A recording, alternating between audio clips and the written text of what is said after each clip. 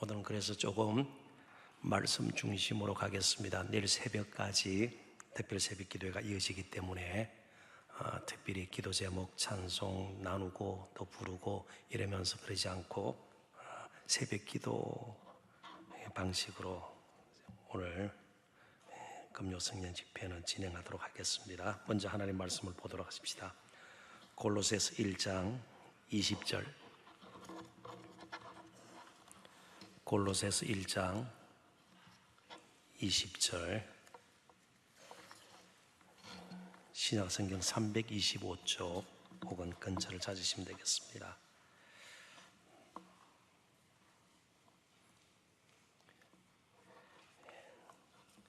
화면을 보셔도 좋겠고요. 골로새서 1장 20절 한 목소리로 같이 읽습니다. 그의 십자가의 피로 화평을 이루사 곧 땅에 있는 것들이나 하늘에 있는 것들이 그로 말미암아 자기와 화목하게 되기를 기뻐하심이라. 아멘. 먼저 사진 두 장을 보겠습니다. 여러분 잘 아시는 요 며칠 새에 연일 방송을 통해서 신문지상을 통해서 혹은 또 SNS를 통해서 보도되었던 내용입니다. 프랑스 파리에 있는 노트르담 성당이죠. 보시기에 오른쪽에 왼쪽에 있는 그림은 화재 전의 모습을 보여주는 그런 사진입니다. 1163년 루이 7세 때 건축을 했습니다. 그리고 저 성당을 짓는데 100년 정도 걸렸습니다. 그리고 나머지 한쪽 그림은 며칠 전 화재로 말미암아 상당히 훼손된 모습의 노트르담 성당입니다. 천주교 신자가 아니더라도 전 세계 많은 사람들, 국가 정상 대통령이나 총리, 수반을 포함한 사람들이 저 장면을 보고 아쉬움과 안타까움을 표했습니다. 그러나 아무리 귀중한 문화유산을 많이 보관하고 있는 건물이라 할지라도, 심지어 미사를 드리는 성당이라 할지라도 건물 자체는 영원하지 않습니다. 아니 지금 목사님이 갑자기 왜 성당 이야기를 하면서 불난 집에 부채질 하는 거 아니냐? 아닙니다. 제가 불 잘났다, 참 고소하다 그런 말을 하려는 것이 아닙니다. 정말 영원하신 것이 있다면 오직 교회의 머리 대신 우리 주 예수 그리스도, 그분만이 영원합니다. 건물이 아닙니다. 우리 조직도 아니고요. 오직 예수 그리스도만 영원합니다. 심지어 이번 화재에서 손상을 입지 않은 가시 면류관, 예수님께서 쓰셨던 것으로 알려져 있습니다. 실제로 그런 것인지는 알 수가 없습니다만 그 가시 면류관조차도 십자가 지신 예수님보다 더 우리의 마음을 사로잡아서는 안 된다는 겁니다. 그만큼 오늘 교회와 또 저 자신을 포함한 우리 성도들이 다른 교회적인 것들에 비해서 정작 교회의 머리 대신 그분에 대해서는 많은 관심을 두지 않는 것, 이게 참으로 안타까운 일이에요. 교회를 참 오래 다닙니다. 교회에서 여러 가지 사역도 하고 봉사도 하고요, 이것저것 계획도 세우고 그러는데 정작 교회의 머리 대신 예수 그리스도에 대해서는 관심이 없습니다. 그냥 우리 힘으로 하려고 하죠. 우리 열심을 내어서 우리가 무엇을 자꾸만 이루려고 하죠.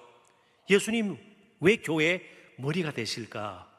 왜 예수님을 교회의 머리라고 표현하셨을까? 오늘 좀 고민을 해봤으면 좋겠습니다. 골로새 교회는 에베소 교회 근처에 있었고요, 오늘날 터키 지역에 위치한 그런 성읍에 존재했던 교회입니다. 다른 초대 교회들과 마찬가지로 거짓 가르침, 잘못된 가르침 때문에 진통을 겪었던 교회입니다.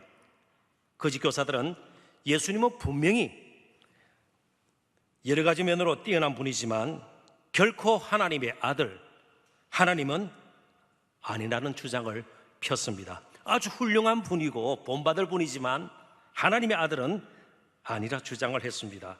그런 가운데 사도 바울은 골로새 교회 성도들에게 아니다, 예수님은 십자가에 죽으셨지만 부활하셔서 지금 전 우주를 통치하고 계신 살아계신 하나님의 아들이라, 이렇게 강조를 하고 있습니다.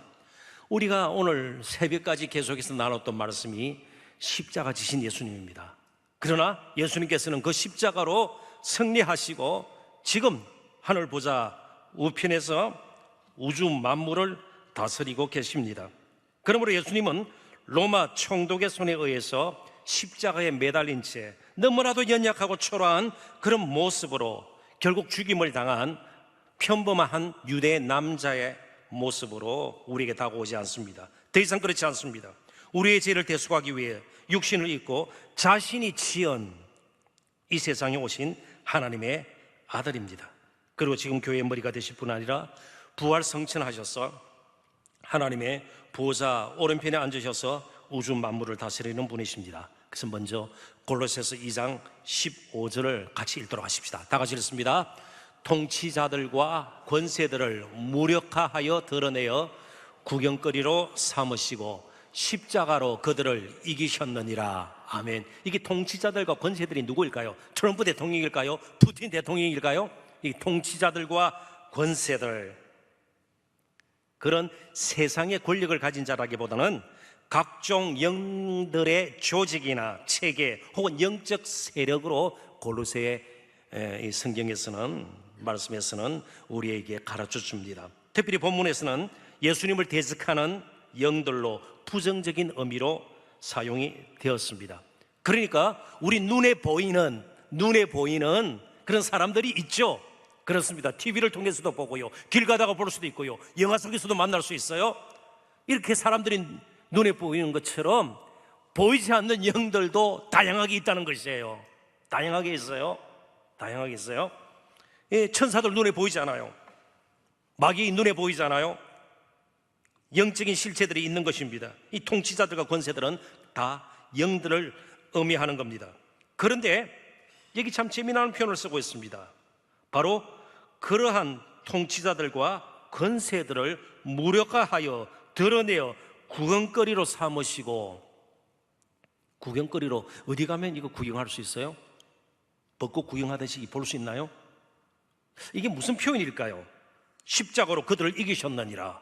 십자가는 이긴 것 같지가 않습니다. 오히려 로마 총독의 손에 처참하게 죽임을 당하고요, 너무 비참하고 이긴 것 같지가 않습니다. 도대체 이 표현이 무엇일까요? 바로 이 말씀은 바울 당시에 그런 시대적인 역사 가운데 흔히 일어났던 그 그림들을 우리가 더듬어 보면 이해를 할 수가 있습니다. 당시에는 전쟁이 빈번했습니다. 그래서 전쟁에서 승리한 장군이 전쟁터로부터 돌아옵니다. 그때 전쟁 포로와 빼앗은 전리품, 물건들을 이끌고 이제 거리를 그와 함께 싸운 병사들과 함께 전쟁 포로들은 제일 마지막 부분에 있게 되겠죠. 행진하는, 흔히 개선행진이라 그러잖아요. 개선문이 있듯이 그런 모습을 그려주고 있습니다. 전쟁 포로들은 전쟁에서 패한 자들입니다. 무력한 자들입니다. 사람들이 길 양편에 서서 구경을 하고 있습니다. 구경거리가 될 뿐입니다. 그리고 그리편에 선 시민들은 승리한 장군과 함께 싸운 병사들에게 칭송의 노래를 부르고 칭찬하고 그들에게 환호하고 영광을 돌리게 됩니다. 그 그림입니다. 예수님께서 십자가에서 악한 영들의 세력을 물리쳐서 구경거리가 되게 했다는 것은 결국 그 모든 영들이 다 예수님 앞에 무릎을 꿇게 된다는 겁니다. 이 세상 그 누구도 예수님을 대적할 수가 없다는 겁니다. 예수님을 따라 영적인 싸움, 믿음의 싸움을 싸웠던 자들도 함께 승리의 기쁨을 경험하게 됩니다. 물론 완전하지 않지만 부분적으로 우리 모두가 지금 경험하고 있습니다. 자, 그러면 어떤 면에서 승리를 했나요? 이전에 우리 또한 보이지 않지만 악한 영들로부터 얼마나 많은 수치와 굴욕을 당했는지 말할 수가 없습니다. 뭘 보면 알 수 있나요? 말씀대로 살기로 그렇게 다짐을 했지만 우리의 마음이 또 무너져 버려요. 정말 용서하고 사랑하기로 했지만 그 인간만 보면 용서가 뭐예요? 화가 막 치미는 거예요. 이건 도저히 우리가 걷잡을 수 없는, 전적으로 죄와 정욕의 지배를 받았던, 죄와 죽음의 굴레를 우리에게 씌워서 악한 영들이 얼마나 우리를 못살게 굴었는지 말할 수가 없습니다. 그렇게 살다가 죄의 싹은 뭐예요? 사망이에요. 영원한 죽음에 직면할 수밖에 없는 죄들을 예수님께서 십자가에서 우리 자신의 죄와 죽음의 문제를 완전히 해결해 주셨습니다. 대역전이 일어난 것이에요. 우리 힘으로는 감당할 수 없었던 그 싸움에서 예수님께서 대신해서 우리를 위해서 싸워주셨고요, 십자가로 승리를 하신 것이에요. 죄와 죽음의 굴레에서 우리를 벗어나게 하신 겁니다. 죄의 형벌을 이제 저희들이 받아야 마땅하지만 그 책임을 지지 않고 예수님께서 대속의 죽음을 죽으심으로 우리를 대신해서 죄값을 다 치루었습니다. 그리고 예수님께서 십자가에서 마지막 남긴 말씀 중에 하나가 무엇입니까? 다 이루었다. 다 이루었다. 이제 게임이 끝났다는 겁니다. 전쟁이 끝났다는 것입니다. 예수님께서 십자가에서 친히 선포하셨습니다. 그래서 예수님의 십자가는 처참한 패배의 표징이 아닙니다. 저와 여러분을 이 자리까지 부르셔서 창송케 하시는 승리의 주님이심을 우리는 믿어야 합니다. 죄와 죽음의 세력이 더 이상 우리를 지배하지 못합니다. 함부로 건드리지 못합니다. 예수님께서 십자가에서 승리하셨기 때문입니다. 그래서 우리는 이미 의인으로 인정을 받았고요, 영원한 천국을 이제 기업으로 물려받게 되었습니다. 그 누구도 우리를 정죄하지 못합니다. 참수하지 못합니다.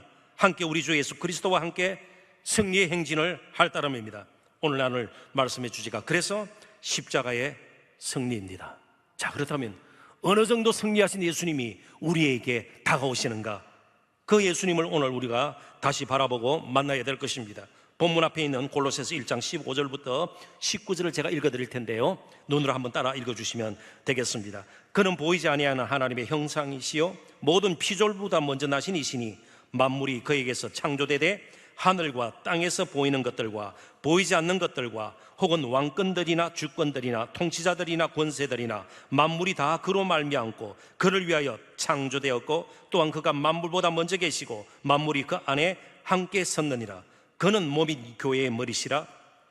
그가 근본이시요 죽은 자들 가운데서 먼저 나신 이시니 이는 친히 만물의 으뜸이 되려 하시며 아버지께서는 모든 충만으로 예수 안에 거하게 하시고 하나님의 모든 충만이 예수님 안에 있습니다. 그러니까 하나님과 똑같은 권세와 영광과 권능으로 이 우주 만물을 다스린다는 겁니다. 눈에 보이는 것, 눈에 보이지 않는 것, 이 모든 것들, 지어진 모든 것들이 예수님의 발 앞에 무릎을 꿇게 되고 그리고 굴복당하게 되고요, 다스림을 받는다는 겁니다. 더욱이 오늘 본문이 보여주는 것처럼 예수 그리스도는 이제 그의 몸된, 그의 백성들의 공동체인 몸된 교회의 머리가 되십니다.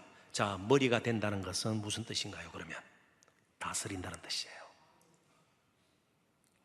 교회를 다스리는 자는 그 누구도 아니에요.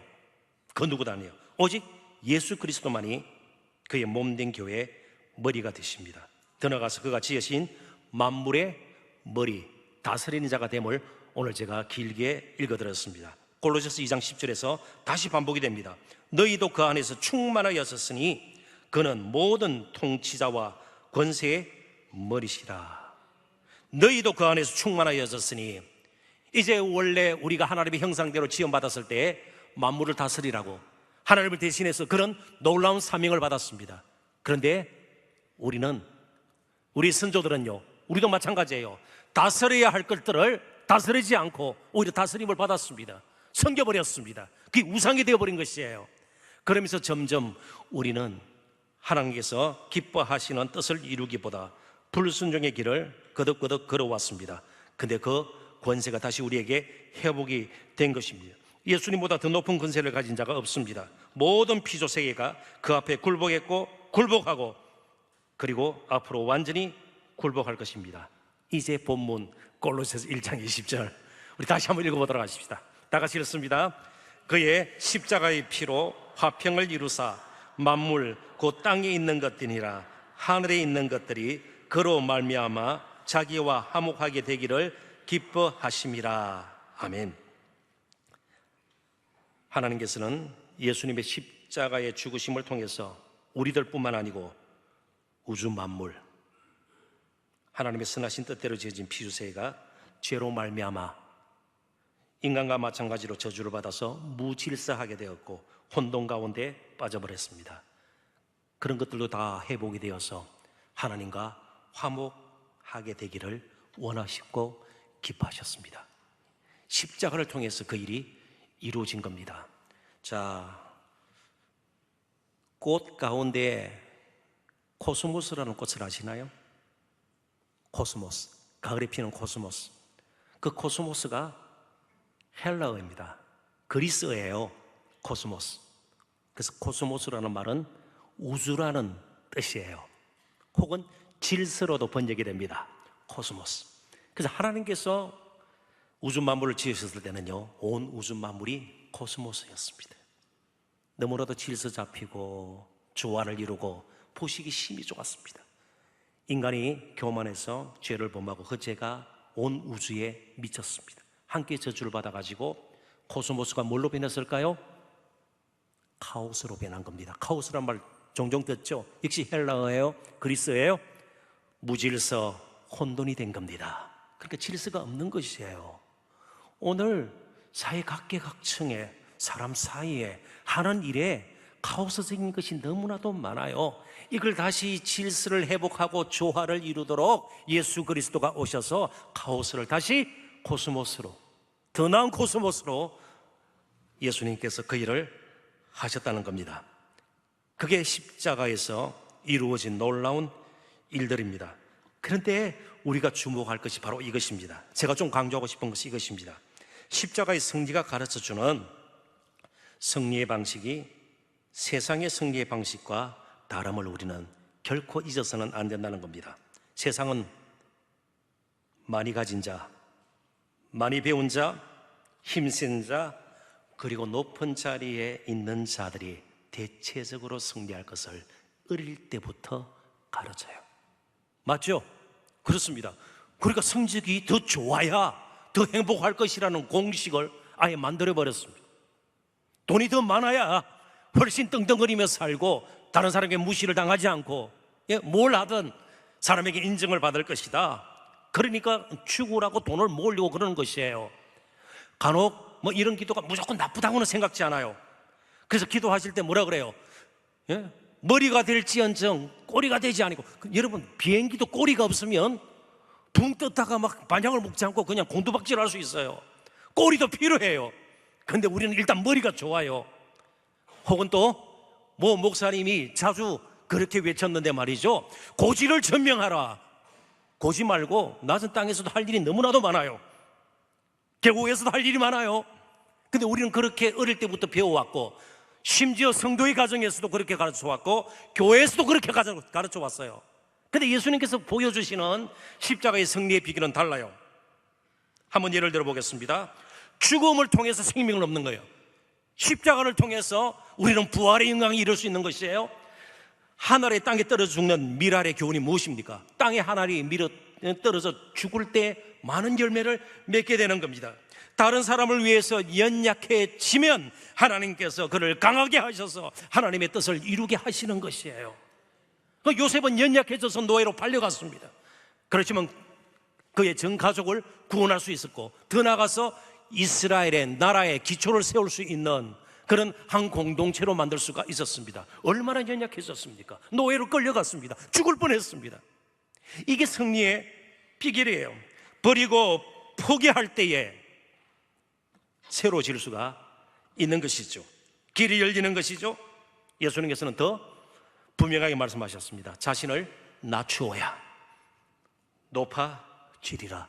역설적인 승리의 비결을 우리는 전혀 알려고도 하지 않고 무시하고 살았습니다. 우리 고난주간을 보내면서 십자가의 승리라는 주제를 다루면서 더 이상 세속적인 승리주의에 빠져서는 안 됩니다.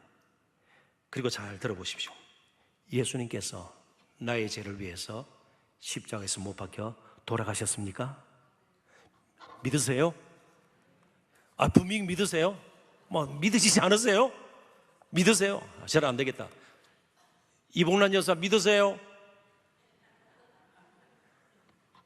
이럴 때 웃는 것이 아니고 아멘 하든지 예 해야 빨리 진도가 나가요. 분명히 믿으시죠?